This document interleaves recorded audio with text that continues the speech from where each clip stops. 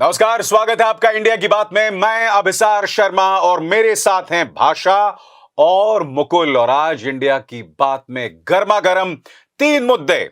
मुद्दा नंबर 1, चुनाव जीतने के लिए भारतीय जनता पार्टी के शर्मनाक पैंतरे। जी हां, शराब, पैसे और फर्जी वीडियोस का खेल।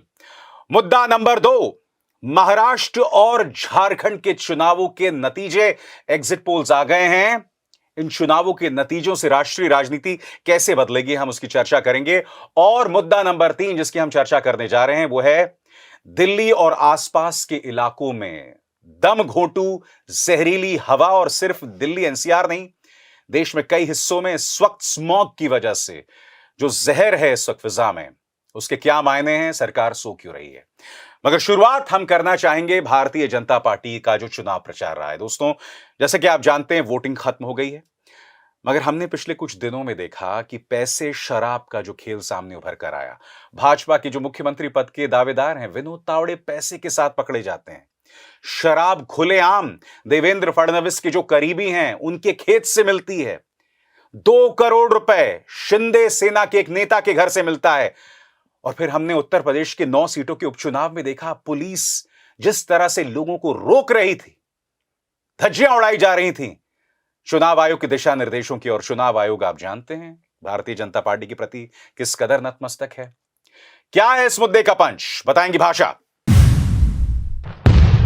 अभिसार, एक बात बिल्कुल साफ है कि जो कॉकटेल तैयार किया है चुनाव जीतने के लिए भारतीय जनता पार्टी ने, वह दरअसल लोकतंत्र के लिए सबसे ज्यादा खतरनाक है, क्योंकि यहां पर उसने नफरत में मिलाया है पैसा और शराब, और साथ ही साथ सारी एजेंसीज को जिस तरह से उतारा है, सीबीआई और ईडी को, उससे लगता है कि चुनाव जीतने के लिए वह लगातार कितना नीचे गिर सकते हैं और विपक्ष को पूरी तरह से धारहीन करने की उनकी साजिश है, जो हमारे आपके लिए खतरनाक है। अभिसार, क्या है इस पे आपका पंच? इस मुद्दे पर मेरा पंच यह है कि हम साफ तौर पर देख रहे हैं कि भारतीय जनता पार्टी चुनाव आयोग के दिशा निर्देशों की धज्जियां उड़ा रही है। शराब पैसे का खेल दिख रहा है, कैमरे पर है, मगर समानांतर तौर पर हो क्या रहा है, विपक्ष के खिलाफ झूठे और फर्जी वीडियोस अब आने शुरू हो गए हैं। यानी आने वाले वक्त में इसका इस्तेमाल बखूबी होने वाला है। क्यों?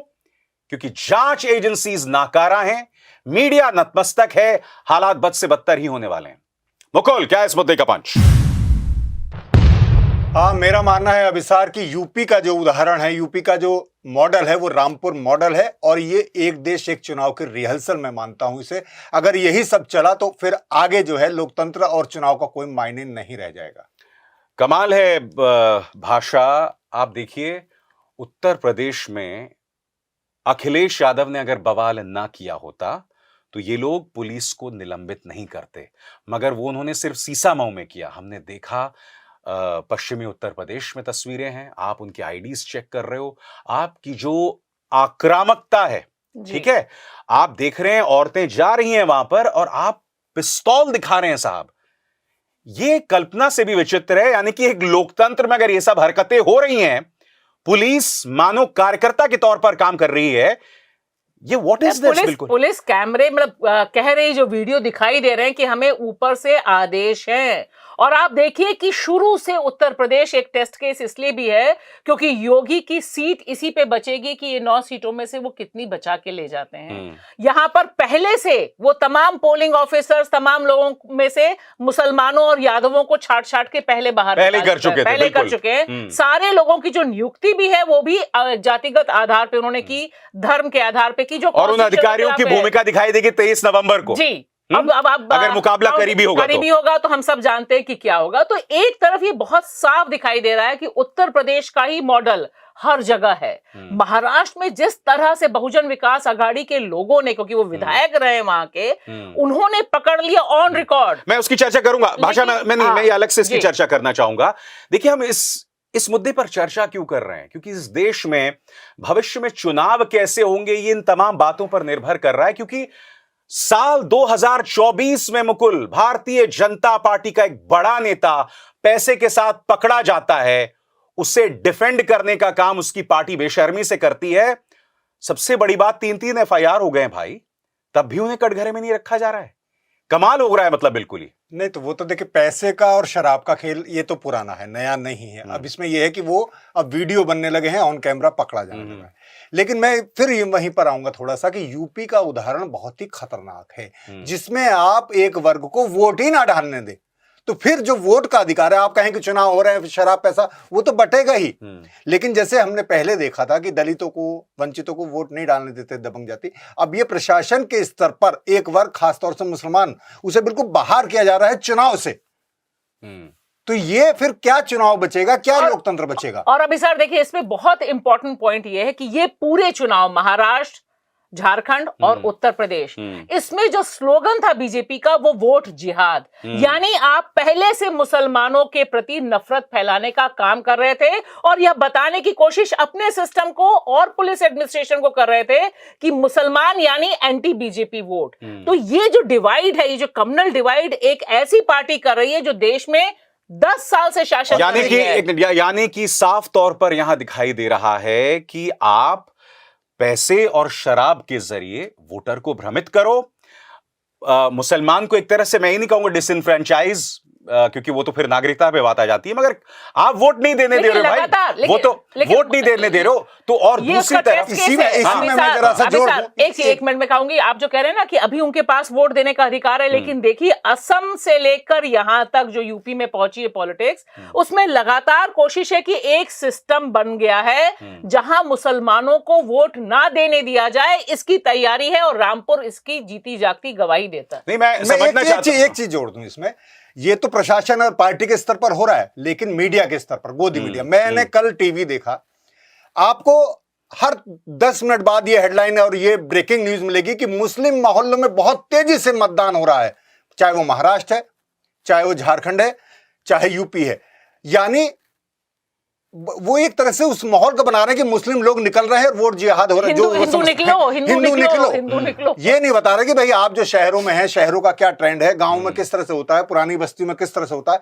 वो बार बार ये एस्टेब्लिश करता है ये लाइन, मुस्लिम इलाकों में तेजी से मतदान, मुस्लिम इलाकों में लाइनें लगी, उसके फोटो दिखाएं। तो यानी एक तरह से उकसाना, और वही जो बीजेपी की लाइन है कि वोट जिहाद हो रहा है। और मैं ये कह रहा हूं, तुमने भारतीय जनता पार्टी के नेताओं से तब तो सवाल नहीं किया जब हेमंत बिस्वा शर्मा ये कह रहे थे कि अगर हम सत्ता से बाहर गए तो इरफान आ जाएंगे हमारे सिर पर। तब तो तुमने बीजेपी से सवाल नहीं किया जब आपके हमारे सम्मानित प्रधानमंत्री जो हैं वो ये कह रहे थे कि आपकी बेटी घुसपैठियों को दे देंगे। ये सवाल नहीं कोई कर रहा है कि साहब वो घुसपैठी वहां पहुंचे कैसे। और सबसे बड़ी बात, बेटियां घुसपैठियों को दी जा रही हैं या वो उसको बंधक बना रहे हैं, इसके कोई प्रमाण नहीं, कुछ नहीं। तभी मीडिया सवाल नहीं कर रहा। अगर ऐसा हो रहा होता और अगर ऐसा हुआ है तो सबसे पहला इस्तीफा तो देश के गृह मंत्री अमित शाह जी को देना चाहिए था ना, क्योंकि 10 साल में उनकी विफलता यहां पहुंची अभी सार। लेकिन दिक्कत है कि सारा ये दिमाग टर्न करने का, वॉशिंग मशीन जो होती है ना, ये दिमाग को वॉश करके कम्युनल एजेंडा चलाने का। आप देखिए कि जिस तरह से इन्होंने दोनों राज्यों में सिर्फ और सिर्फ यही नफरती एजेंडे पर विपक्ष को भी घसीट दिया।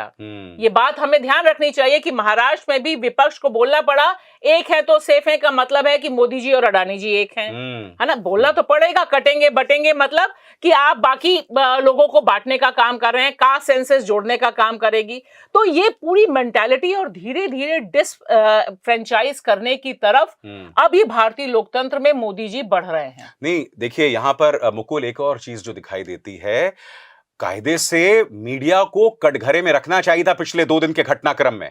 जो हमने उत्तर प्रदेश में देखा, जो हमने तावड़े के साथ देखा, जो हमने शिंदे सेना के नेता के साथ देखा, जिस तरह से हमने सुमित वांगड़े के खेत से जिस तरह शराब बरामद हुई, और दिलचस्प बात यह, यहां FIR दर्ज हुई हैं, लोगों को निलंबित किया गया है, यानी कि प्रथम दृष्टतः आपके आरोप दिखाई दे रहे हैं, उस पर भी कटघरे में नहीं रखा जा रहा। हमने देखा पापी की परियां जो हैं वो किस तरह की हरकतें कर रही थी, किस तरह से मीडिया के जो गुल्लू और कालू जो हैं डिफेंड कर रहे थे सरकार को। नहीं तो वो देखिए, और मैंने ये देखा कि एक पूरी टैक्टिस है। जैसी ये शराब और पैसे का कांड सामने आया, वो एक AI जनरेटेड जिसे कहा जा रहा है, बिल्कुल, वो एक केस ले आया कि वो बिटकॉइन का एक घोटाला, और उस पर कितना बड़ा है, इतना बड़ा है, उस पर पूरे शो होने लगे, यानी एक उस खबर को दबा दिया जाए। तो ये एक इस तरह से भी और सब जानते हैं वो पूरी तरह से एआई जेनरेटेड है भाई। बड़े नेशनल चैनल को भी चलाना पड़ा कि ये हमारा जो फैक्ट चेक है वो ये बता रहा है कि नहीं, वो बहुत दिलचस्प है। मैं आपको बताना चाहता हूं उसमें क्या हुआ।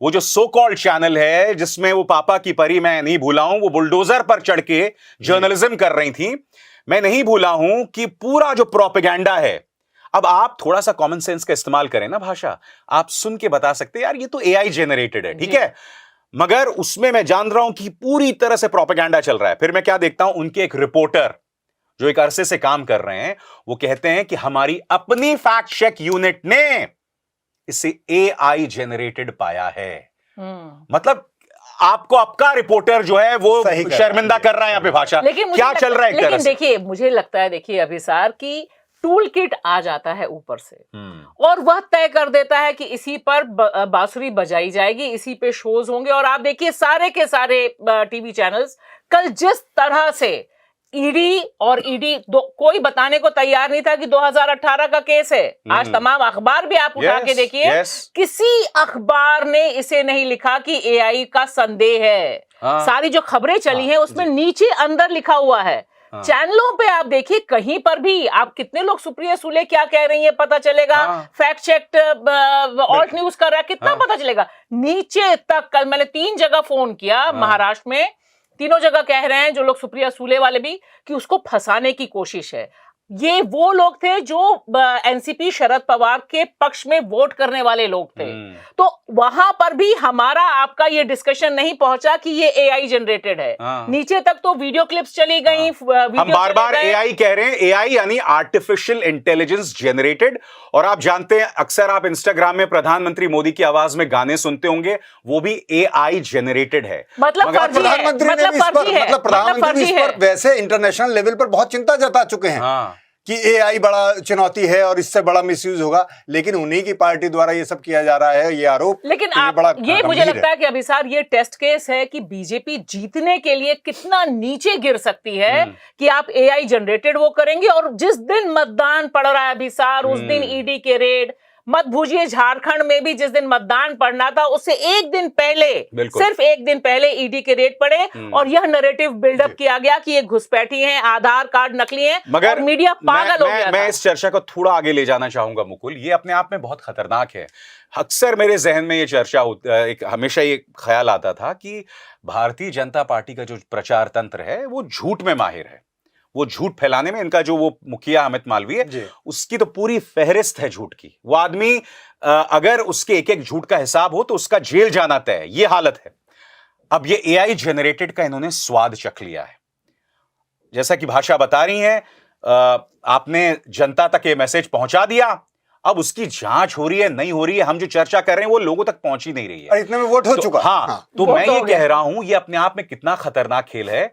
और अगर भारतीय जनता पार्टी महाराष्ट्र जीत जाती है तो ये नजीर कायम करेगा एआई जेनरेटेड प्रोपेगेंडा विपक्ष को टारगेट करने के लिए। बिल्कुल आप बिल्कुल चिंता ये बहुत जायज है, ये बहुत बढ़ने वाला भी है। मैं बता रहा हूं जिस तरह से तकनीक सबके हाथों में आ रही है और ट्रोल आर्मी और बीजेपी की ट्रोल उसके हाथ में, ये बहुत बढ़ने वाला है। और इससे पहले ही हमने देखा कि जब वो राहुल गांधी का बयान नहीं है, जो प्रधानमंत्री का बयान वो जिक्र कर रहे हैं, उसी को राहुल गांधी का बयान सोना और आलू वाला बना दे रहे हैं। से चल रहा है। तो जब इतनी टेक्नोलॉजी हाथ में है तो फिर तो देखिए कि क्या हाहाकार। अच्छा, आपने देखा पहले दिन सुधांशु त्रिवेदी सामने आते हैं, मतलब शर्म आनी चाहिए। आप सबसे बड़ी पॉलिटिकल पार्टी हैं, एक एआई जेनरेटेड प्रोपेगेंडा, उस पर आप प्रेस कॉन्फ्रेंस कर देते हैं। अगले दिन मैं एक हल्का सा संशोधन और एक परिवर्तन देखता हूं भाषा। अब तक उन्होंने राहुल गांधी का नाम नहीं लिया था, फिर आते हैं संबित पात्रा और वो अपने अंदाज में कहते हैं कि भ्रष्टाचार की सारी नदियां जो हैं वो सोनिया गांधी और राहुल गांधी के पास आती हैं, तो ऐसा लगता है ये सारा पैसा उनके पास जा रहा है।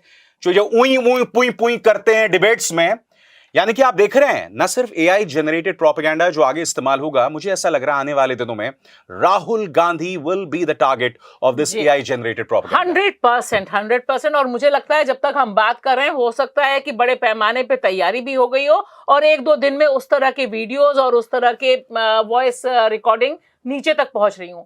दूसरी बहुत इंपॉर्टेंट बात है जिसका आप जिक्र कर रहे हैं अभिसार, हम्म। ये देखिए कि ये लोग जब बात करते हैं, विचार की बात करते हैं, तब सनातन सनातन बात करते हैं, ठीक है। जी। पुराना जमाना सबसे अच्छा था, लेकिन तकनीक के मामले में और तकनीक का जो भ्रष्ट इस्तेमाल है, इसमें जिस तरह से भारतीय जनता पार्टी का पूरा नेटवर्क काम करता है, सबसे ज्यादा दुरुपयोग व्हाट्सएप यूनिवर्सिटीज का किसने किया? इन्होंने अरे किया। भाई, उनकी सबसे ज्यादा राजनीति, नफरत फैलाने के लिए भाषा, नहीं, लेटेस्ट टेक्नोलॉजी, मैं कहती हूँ लेटेस्ट टेक्नोलॉजी, वहां पर ये पुराने जमाने वाली बातें नहीं करते हैं। भाषा, भारतीय जनता पार्टी की राजनीति व्हाट्सएप यूनिवर्सिटी पर चलती है। और मैं फिर कहना चाहता हूं, हमारे कई दर्शक मुझसे जब कहते हैं कि आप बीजेपी की क्यों आलोचना करते हैं, सबसे बड़ी बात फिर मैं दोहराना चाहूंगा, क्या मैं चाहता हूं कि मेरे इस देश की सबसे बड़ी पॉलिटिकल पार्टी वो झूठ का इस्तेमाल करे, एआई जेनरेटेड प्रोपेगेंडा का इस्तेमाल करते हैं? आपको अंदाजा है ये कितना खतरनाक है?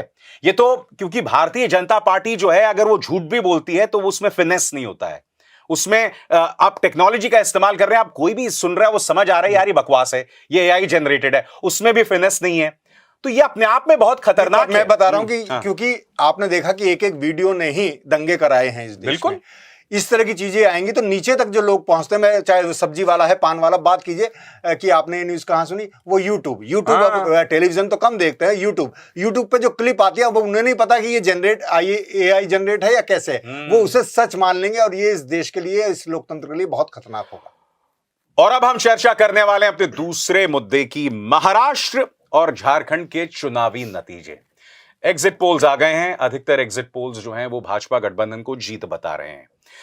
हालांकि एक्सिस है जो हाल में लोकसभा चुनाव में बहुत शर्मिंदा हुआ था, वो झारखंड में इंडिया गठबंधन को जीत बता रहा है। हम ये चर्चा करने जा रहे हैं कि नतीजे जो भी आए, राष्ट्रीय राजनीति पर इसका क्या असर पड़ने वाला है। क्योंकि देखिए, अगर दोनों राज्यों में भाजपा जीत जाती है, और अभी अभी हमने पूरी चर्चा की, एआई जनरेटेड प्रोपेगेंडा, पैसा शराब का इस्तेमाल, नफरत जिस पर प्रधानमंत्री खुलकर सामने आकर खेल रहे थे, तो सोचिए अगर बीजेपी इन दोनों राज्यों में जीत जाती है तो ये कितना बढ़ने वाला है।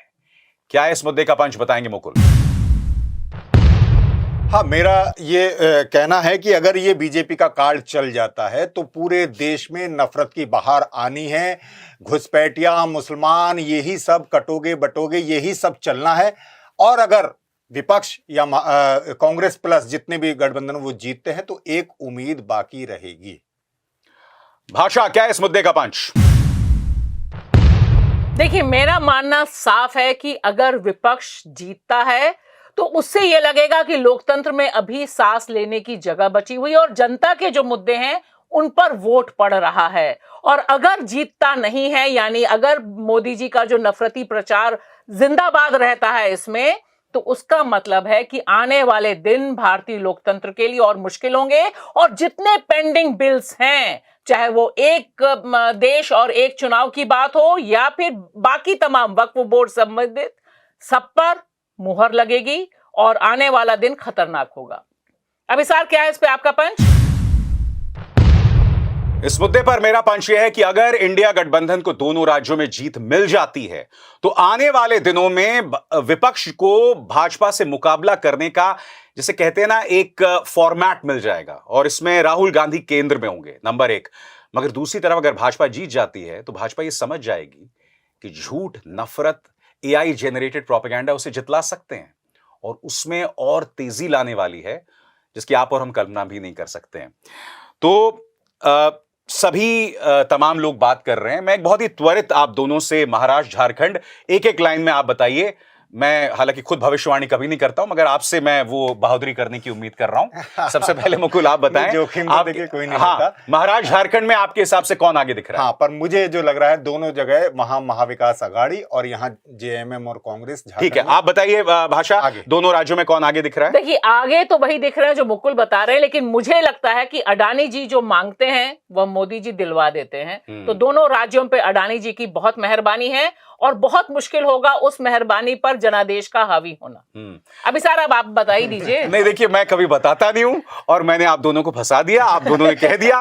हालांकि भाषा ने बहुत क्लियरली बोला नहीं है, मगर हम बात करते हैं इस जनादेश के मायने क्या होंगे। सबसे पहले हम बात करेंगे कि अगर विपक्ष को जीत मिल जाती है, तो सबसे पहले भाषा, अगर विपक्ष को जीत मिल जाती है, इंडिया गठबंधन दोनों जगह दस्तक दे देता है। देखिए, मेरे ख्याल से फोकस होगा महाराष्ट्र, क्योंकि महाराष्ट्र कमर्शियल सेंटर है, महाराष्ट्र के इर्द गिर्द राजनीति भी होती है और महाराष्ट्र से जुड़ी है कई लोगों की का भविष्य। क्षेत्रीय क्षत्रप जितने भी हैं, चाहे उद्धव हों, चाहे आपके शरद पवार हों, अजीत पवार हों, या फिर एकनाथ शिंदे, महाराष्ट्र अगर इंडिया गठबंधन के पाले में आता है तो क्या वो आने वाले सभी राज्यों की दिशा तय कर देगा? देखिए, वो एक बहुत निर्णायक क्षण होगा अगर महाविकास अघाड़ी यानी कांग्रेस नेतृत्व वाला गठबंधन जीतता है। उससे दो चीजें होंगी, महाराष्ट्र का जो गौरव है और महाराष्ट्र में जो क्षेत्रीय पुट है, जो वहां की पॉलिटिक्स का क्षेत्रीय पुट है, जिसका एक बहुत बड़ा चेहरा शरद पवार और उद्धव ठाकरे हैं, उनके लिए स्पेस मिलेगा। वो बताएंगे कि हाँ, हम राजनीति में डिसाइसिव फोर्स हैं। और दूसरी बहुत अहम चीज होगी, अडानी जी के लिए सेटबैक होगा कि सब कुछ अडानी के हिसाब से इस भारतीय लोकतंत्र में नहीं चल रहा है। जो वो मांगते हैं जनता उसी पक्ष में नहीं जाती है। अभी भी थोड़ी जगह बची हुई है, जनता का वोट मायने रखता है। क्योंकि देखिए, मैं 3 जगहों के बारे में बात करूंगी, विदर्भ, मराठवाड़ा और जो पूरा का पूरा सौराष्ट्र और कोंकण बेल्ट नीचे तक है। यहां के जो मुद्दे हैं, वहां पर लाडकी बहन योजना नहीं चली और वहां पर अभिसार नफरत वाला कैंपेन भी उतना नहीं चला है। यह ग्राउंड रिपोर्ट है। आपकी इस बात से तो मुझे लग रहा है, क्योंकि देखिए अजीत पवार फैक्टर है वो पहले से बहुत कमजोर दिख रहा है, तो आपकी इस आवाज से तो ऐसा लगता है कि बात से तो ऐसा लगता है कि अघाड़ी को स्वीप करना चाहिए। देखिए, अघाड़ी स्वीप कर पाएगी नहीं, लेकिन अघाड़ी के पास अपर हैंड है और उसके बहुत सॉलिड रीजन है। अजीत पवार लास्ट चुनाव लड़ रहे हैं ये, क्योंकि दोनों तरफ से लोग चाहते हैं कि वो खत्म हो जाएं। एकनाथ शिंदे और देवेंद्र फडणवीस इन चुनाव में यह श्योर करना चाहते हैं कि अजीत पवार ना जीते। यानी कि ये एक बहुत बड़ी बात है। महायुति की जो ट्राइसाइकिल है वो 2 पहियों पर चल रही है महाराष्ट्र में। मगर मैं झारखंड की आपसे चर्चा करना चाहता हूं। झारखंड में अगर हेमंत सोरेन जीत जाते हैं, क्योंकि हमें ये नहीं भूलना चाहिए, सबसे ज्यादा जहरीला प्रचार मुकुल झारखंड में हुआ था, आपकी बेटी वहां दे देंगे, और किसे जिम्मे दिया गया था? हेमंत बिस्व शर्मा को। कहने को एक मुख्यमंत्री, मगर यह व्यक्ति जो संविधान की धज्जियां उड़ाते रहता है। और इस नफरत के बावजूद, जिसकी शुरुआत हेमंत बिस्व शर्मा ने किया, मगर उसे परवान पर प्रधानमंत्री नरेंद्र मोदी ने चढ़ाया। अगर वहां पर हेमंत बिस्व शर्मा महज अपनी नीतियों की वजह से जीत जाते हैं, तो क्या आपको लगता है भाजपा की नफरती राजनीति पर यह एक करारा प्रहार होगा? नहीं, हाँ, वो तो हेमंत सोरेन अगर जीतते हैं, और जिसकी एक भाई हम ये ऐसे कोई भविष्यवाणी नहीं कर रहे, लेकिन जो रिपोर्ट आ रही हैं, जो खबरें आई, जिस तरह से उनका अभियान, जिस तरह से हताशा दिखी बीजेपी की, जिस तरह से वो जिस निचले स्तर पर पहुंची है चुनाव प्रचार में, उससे लग रहा है कि हेमंत सोरेन को बढ़त मिली है, सहानुभूति भी मिली है, आदिवासी पहचान के साथ भी वो हैं। तो ये सारी चीजें हैं। चंपई सोरेन बहुत नहीं चल पाए, ये भी एक बात है।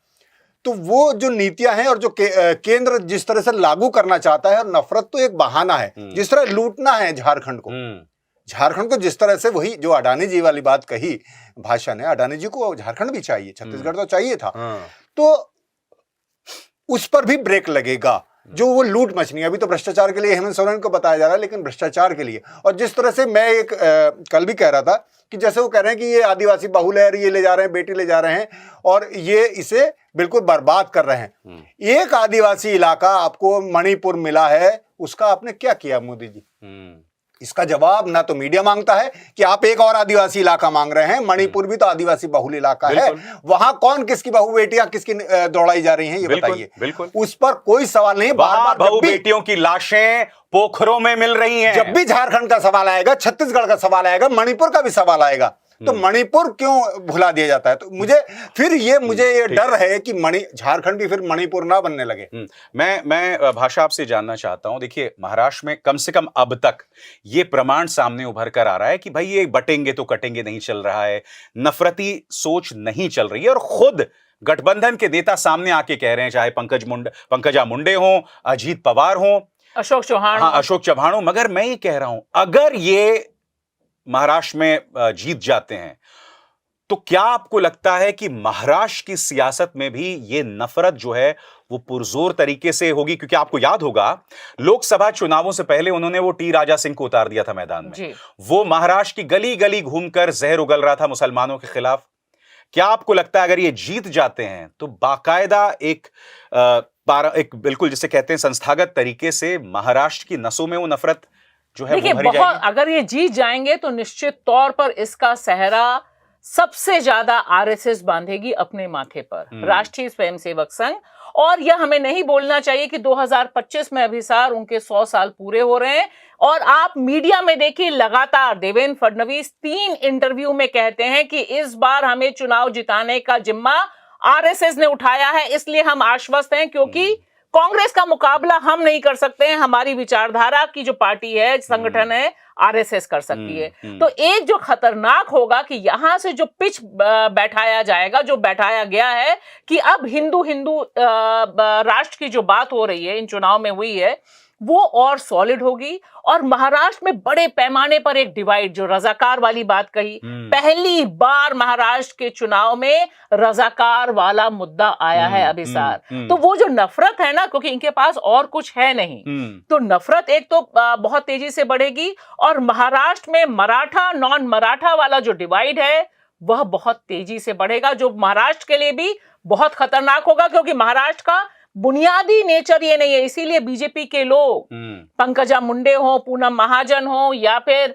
अजीत पवार तो खैर जिंदा रहने के लिए बोल रहे थे, लेकिन इन सब का यह कहना कि हमें यूपी से मदद नहीं चाहिए। देखिए, एक दूसरा सेंटिमेंट चला है, ठीक है, कि महाराष्ट्र अपना नेतृत्व खुद करेगा, यूपी का कोई भैया आके हमें ना सिखाए। एक चीज मैं और जोड़ दूंगा विशाल, कि अगर बीजेपी हार भी जाती है तो मुझे नहीं लगता कि उनका नफरत का अभियान कम होगा, क्योंकि लोकसभा में भी हम यही सोच रहे थे कि अगर इन्हें सबक मिलता है तो शायद वो कम होगा, लेकिन नहीं हुआ। वो मंगलसूत्र से बेटी तक आ गया। हाँ, ये है कि विपक्ष को एक मजबूती मिलेगी, लोकतंत्र को जो अमन पसंद लोग हैं उन्हें एक मजबूती मिलेगी, वो लड़ाई। मगर अब मैं थोड़ा सा उसको जरा केंद्र की तरफ शिफ्ट करना चाहता हूं कि अगर भारतीय जनता पार्टी को यह जीत मिल जाती है दोनों राज्यों में, तो आपको लगता है केंद्रीय स्तर पर भाजपा क्या करने जा रही है? हम भाषा ने जिक्र किया अपने पंच में ब्रॉडकास्ट बिल का, वक्फ बोर्ड को लेकर जो अभी इस वक्त स्टैंडिंग कमेटी में है, क्या आपको लगता है भाजपा और उग्र होगी जो है अपने अप्रोच को लेकर? नहीं, ये बिल्कुल तय है, ये बिल्कुल तय है। और भाषा की बात सही है। और ये आशंका, ये जितने बिल पेंडिंग है जो इधर जेपीसी को भेजे गए, ये सब पास कराए जाएंगे और ज्यादा। और हर जगह, और यूसीसी का जिस तरह से जिक्र है, हर जगह थूक जिहाद, ये अध्यादेश, ये बिल पूरे देश में जहां जहां बीजेपी की गवर्नमेंट है और केंद्र के स्तर पर अगर हार भी जाए तो भाजपा कौन रोक सकता है ये बिल पर अग्रेसिव ना होना? नहीं, देखिए, 2 चीजें होती हैं अभी साहब। जैसे हरियाणा चुनाव, अगर हरियाणा चुनाव बीजेपी हार जाती तो शायद इस तरह का चुनाव प्रचार या इस तरह से वो माहौल विपक्ष का इन दोनों राज्यों में ना उड़ा पाते। एक आपको मॉरल भी मिलता है ना, और विपक्ष भी एग्रेसिव होता है। तो ये एक बहुत इंपॉर्टेंट है। और मुझे लगता है जिस तरह से भारतीय जनता पार्टी ने दांव खेला है, क्योंकि ये हमें नहीं भूलना चाहिए कि पहली बार है कि मतदान के दिन अभिसार, जिस दिन वोटिंग पड़ रही है, उस दिन एआई जनरेटेड आप एक फर्जी वीडियो, फर्जी टॉक लेकर आते हैं और मतदान को इसका नेशनल मुद्दा बना देते हैं। उसे नेशनल मुद्दा बना के आप उस पर बांटने की कोशिश करते हैं। तो इसके बाद तो जो मदमस्त हाथी है वो और ज्यादा पगला जाएगा, और इनको 2025 तक जो चीजें डिलीवर करनी है उस दिशा में बहुत तेजी से बढ़ेंगे। आपको लग रहा है, चलिए, तो हमने महाराष्ट्र झारखंड की बात की, मगर हमारे सामने उत्तर प्रदेश था। उत्तर प्रदेश की 9 सीटों में जो उपचुनाव हुआ, और हमने मेरे ख्याल से तस्वीर के लिहाज से, लोकतंत्र के लिए शर्मिंदगी के लिहाज से, वहां पर जो तस्वीरें उभरी वो और ज्यादा खतरनाक थी। जो हमने 2024 के 9 सीटों के उपचुनाव में देखा, क्या आपको लग रहा है वो एक नजीर कायम करेगी 2027 में यूपी के चुनाव? नहीं, यूपी में तो यही होने वाला है, बिल्कुल यही होने वाला है। और क्योंकि इसका ट्रायल कर लिया गया था रामपुर में, जहां लोगों को वोट नहीं दिया, अब ये इस स्तर पे आ गया है कि लोग बिल्कुल, मतलब वहां पिस्टल लिए खड़े हैं, वहां लोगों की पर्चियां देख रहे हैं और उन कह रहे हैं वापस जाइए। बुरके वाले नहीं, जो मतलब आदमी हैं, जैसे वो कहा जा रहा है कि भाई हम वो आइडेंटिटी चेक करेंगे, लेकिन पुलिस को आईडी चेक करने का अधिकार नहीं है जब वोट देने जा रहा है जो वोटर। और वो बाकायदा उन मुस्लिम मोहल्लों के बाहर तैनात हैं, खास तौर से, कि उन्हें निकलने ही ना दिया जाए। अच्छा, फ्लैग मार्च निकाल रहे हैं, इतना ज्यादा कि उससे डर पैदा हो। यानी सुरक्षा के लिए फ्लैग मार्च होता है, लेकिन उससे डर पैदा होता है, और इस तरह से जीत हासिल की जाएगी और आप फिर कोर्ट कचहरी करते रहिए। और देखिए अभिसार, इसमें एक बात ये भी है, इसका सिर्फ यूपी का मतलब नहीं है, ये एक नेशनल पर्सपेक्टिव, यानी राष्ट्रीय स्तर पर दिखाने की कोशिश है कि हमारा यह मॉडल है। जैसे बुलडोजर चलाया था इन्होंने, और यह बुलडोजर ही है दरअसल मुस्लिम मतदाताओं पे देश भर में, जो दरअसल वोट जिहाद का जो झूठ है, क्योंकि आप बोल रहे हैं हिंदू जिहाद, जैसे उद्धव ठाकरे ने कहा कि ये भी हिंदू जिहाद कर रहे हैं, उसका काउंटर ये है कि हम मुसलमानों को वोट नहीं डालने देंगे, जो होना है हो जाओ। 5 पुलिस अधिकारी निलंबित ही तो किए, वो तुरंत वापस आ जाएंगे। और मैं कह रही हूं अदालतें निष्क्रिय रहेंगी, नहीं, अभी कोई टिप्पणी नहीं करेगी, हो जाएगा। आप देखिएगा, थोड़े दिन का अंतर होगा, उसके बाद वो और ज्यादा प्रमोट होके सामने आ जाएंगे हमारे, क्योंकि वहां पे सारे पुलिस अधिकारी कह रहे थे कि हमें ऊपर से आदेश हैं। तो ये एक बहुत खतरनाक नजीर, खतरनाक एग्जाम्पल है, जहां वो बता रहे हैं कि तुम हमें वोट नहीं दोगे, हम तुम्हें वोट डालने नहीं देंगे। और ये गुजरात में पहले कर चुके हैं, मैंने सूरत में खुद अपनी आंखों से देखा है। वे उन लोगों को पैसे देते हैं जिन्होंने उंगली में निशान नहीं लगाया, क्योंकि उनके हिसाब से ये लोग बीजेपी को वोट नहीं देने वाले हैं। चलिए, अब हम रुक करना चाहेंगे तीसरे बड़े मुद्दे का। कायदे से इस मुद्दे से मैं शुरुआत करना चाहता था। दिल्ली में दम घोटू जहर। आप जानते हैं दोस्तों, AQI जो है, एयर क्वालिटी इंडेक्स 2000 तक पहुंच रहा है। अमेरिकन एम्बेसी, वहां पर करीब 1500 AQI था। मगर मैं आपसे एक सवाल पूछना चाहता हूं। आप जानते हैं देश के पर्यावरण मंत्री कौन हैं? नाम उनका भूपेंद्र यादव है। मगर आप जानते हैं, बड़े से बड़े पर्यावरण को लेकर सम्मेलन होते हैं, उनकी एक टिप्पणी नहीं आती है। दिल्ली के जो पर्यावरण मंत्री हैं गोपाल राय, वो आज से नहीं, एक अरसे से कह रहे हैं कि सभी जो स्टेक होल्डर्स हैं उन्हें बुलाइए, बैठक कीजिए। जब प्रकाश जावड़ेकर पर्यावरण मंत्री थे तब भी कहा जा रहा था बैठक कीजिए, मगर इस सरकार को परवाह नहीं है। इसका मतलब यह नहीं कि अरविंद केजरीवाल का कोई दोष नहीं है। क्या इस मुद्दे का पंच बताएंगे मुकुल? हाँ, मेरा कहना यही है कि दिल्ली के हालात वाकई खराब हैं, लेकिन सिर्फ दिल्ली की बात क्यों, देश के करीब करीब 24 राज्यों के 100 से ज्यादा शहर प्रदूषित हैं और बहुत भयंकर तौर पर प्रदूषित हैं। तो उनकी बात क्यों नहीं होती? जिम्मेदारी कौन लेगा? यानी सब लोगों को केंद्र के स्तर पर और सब मुख्यमंत्री को बैठना चाहिए, ना कि केवल दिल्ली के मुख्यमंत्री को। भाषा, क्या है इस मुद्दे का पंच? मेरा साफ मानना है कि बीजेपी को सूट करता है दिल्ली में प्रदूषण। यह उसके लिए पॉलिटिकल गेम है, क्योंकि इस बहाने वो सारा का सारा ठीकरा फोड़ देती है आम आदमी पार्टी की सरकार पे। ना वो बैठक करती है, क्योंकि यहां पर जो राज्य सरकार है उसके रिसोर्सेज हैं वो सारे के सारे केंद्र पर डिपेंडेंट हैं। और यह नरेशन बहुत अच्छा है कि कुछ हम करेंगे नहीं, इसी तरह से चीजों को बर्बाद होने देंगे और इसी पर सवार होकर हम दिल्ली की सरकार बना लेंगे। अभिसार, क्या है इस पे आपका पंच? इस मुद्दे पर मेरा पंच यह है कि सभी स्टेक होल्डर्स को एक मंच पर बिठाने का काम केंद्र सरकार का है। कहां है पर्यावरण मंत्री? उनका काम सिर्फ मोदी भक्ति करना है। आप उनके सोशल मीडिया हैंडल्स पर जाइए, वो सिर्फ प्रधानमंत्री नरेंद्र मोदी के स्पीचेस को रीट्वीट करने का काम करते हैं। क्लाइमेट चेंज पर बैठकें होती हैं, एक शब्द नहीं। लगातार उनसे कहा जा रहा है कि भाई आप सूत्रधार बने, बातचीत करें, कुछ नहीं किया जा रहा है। तो जैसे मैंने कहा, भाषा, where is the environment minister? भाई पर्यावरण मंत्री का एक काम है, दम घुट रहा है, वो दिख रहा है। हम ये हालात जो हैं वो अप्रत्याशित हैं। बिल्कुल। मगर अब भी, बाय द वे, बैठक की अपील 24 अगस्त को गोपाल राय ने की थी, जवाब ही नहीं, कहा आपका लेटर ही नहीं आया जी। अरे चलिए, लेटर नहीं आया मगर आपको खबर तो पहुंच गई। 24 अगस्त और आज हम नवंबर में हैं, दिसंबर की तरफ बढ़ रहे हैं। अब तक आपको बैठक करनी चाहिए थी सारे स्टेक होल्डर्स को, मगर साहब मजाल है। लेकिन देखिए ना, अब अभिसार वो बैठक क्यों करेंगे? वो तो चाहते हैं कि ज्यादा से ज्यादा आम आदमी पार्टी की सरकार बदनाम हो।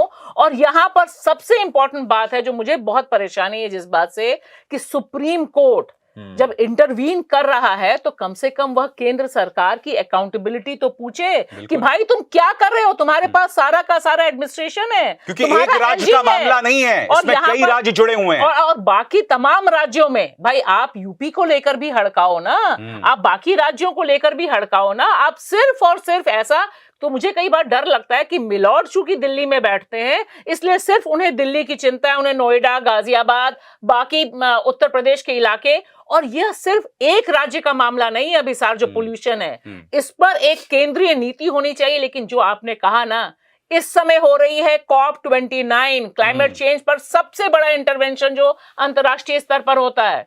लेकिन देखिए, हमारे भूपेंद्र यादव जी एक जो मजाल है कि ट्वीट कर दें और हमारा जो मीडिया है एक बार जाके बाइट ही ले आए ना, ANI जाता है सुबह सुबह टूल किट के हिसाब से, तो पूछना चाहिए उनसे कि पर्यावरण मंत्री जी आप क्या कर रहे हैं, क्या आप बारिश करवाने की सोच रहे हैं? हमारे पास टेक्नोलॉजी की तो कमी नहीं है ना, तो वो टेक्नोलॉजी आखिरकार यूज क्यों नहीं की जा रही है? जब सब लोग बोल रहे हैं। आप ये भूल रही हैं कि हमारे जो पर्यावरण मंत्री हैं वो उस सोच से निकले हैं जहां ये कहा गया था कि भाई पर्यावरण नहीं बदल रहा है, क्लाइमेट नहीं बदल रहा है, हम बदल रहे हैं। ठीक है, ये वो सोच है।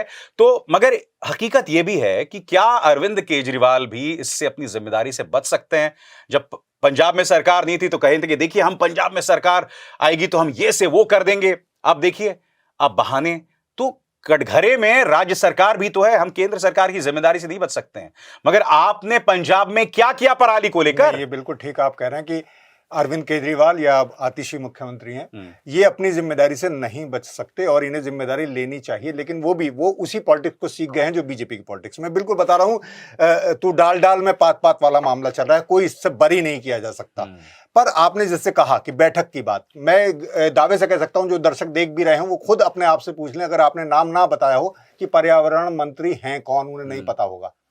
फिर आपने जैसे हमने अभी देखा सीवर में जब मौत हुई, वो ओवरफ्लो हुआ, कोचिंग के बच्चे मारे गए, तो ये हुआ कि सीवर साहब, उसमें भी सौरभ भारद्वाज के वीडियो आए कि किस तरह वो बैठक कर रहे हैं, किस तरह काम करना चाह रहे हैं। यहां ये भी तो है ना, वैसे तो आपने सारे अधिकार ले लिए, लेकिन बस जो बदनामी की चीजें हैं वो आपने सौंप दी। बिल्कुल, हर गुनाह का ठीकरा उनके सिर पे फोड़ा जाएगा, मगर सारे अधिकार लिए जाएंगे। और एक मिनट भाषा, और वो जो LG जिनसे आपने थोपा है दिल्ली के सिर पर, उसकी कोई जिम्मेदारी नहीं। हजारों पेड़ LG ने कटवा दिए, जो ऑक्सीजन है, जो लंग्स है इस दिल्ली और की। तर्क क्या दिया? मुझे पता नहीं था जी कि मुझे परमिशन लेनी नहीं पता था, तो इस्तीफा दे देते भाई जब पता चला।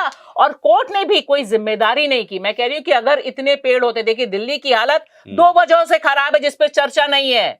सेंट्रल विस्ता 10,000 से अधिक पेड़ कटे हैं, और जो रिज में पेड़ काटे गए LG जी की मेहरबानी से, तो एक जगह मोदी जी ने पेड़ कटवाए और एक जगह LG जी ने पेड़ कटवाए, और दोनों ही लोग मीटिंग करेंगे नहीं, साथ बैठेंगे नहीं, तो रणनीति बनेगी कहां से? वे चाहते हैं कि गैस चैम्बर बना रहे और इस गैस चैम्बर पर वो राजनीति करते रहे। बिल्कुल, कितना बड़ा दुर्भाग्य है इस देश की जनता का।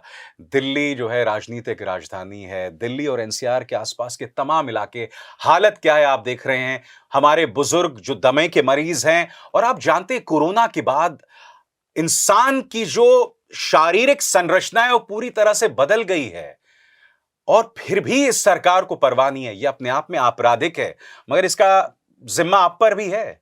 आप जो बटेंगे तो कटेंगे पे तो वोट देंगे, मगर आपकी सांसों पर जो पहरा है, आपको सांस लेने का अधिकार नहीं है, उस पर आप सरकार को कटघरे में नहीं रखेंगे। बहुत बहुत शुक्रिया आपका मुकुल और भाषा। इंडिया की बात में बस इतना ही। अभिसार शर्मा को दीजिए इजाजत। नमस्कार।